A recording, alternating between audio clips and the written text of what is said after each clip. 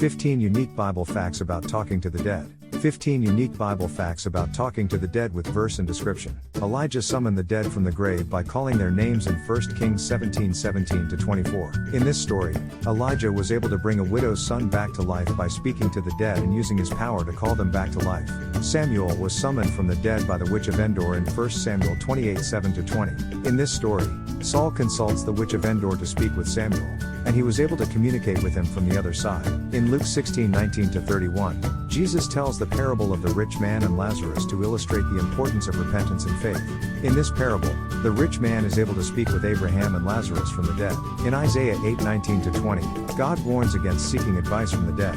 He commands the people of Israel to not seek advice from the dead, as it is an abomination in his eyes. In Deuteronomy 18:10-12, God warns against any practice of necromancy or divination.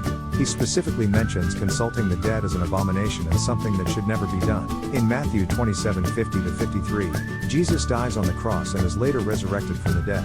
Immediately after his resurrection, the tombs of many saints were opened and they were seen walking around the city. In Mark 5:1-20, Jesus casts an evil spirit out of a man who was possessed by many demons. After the man was freed from his demonic possession, he became a witness of Jesus' power and a preacher of the gospel. In John 11:1-44, Jesus raises Lazarus from the dead after 4 days of being in the tomb.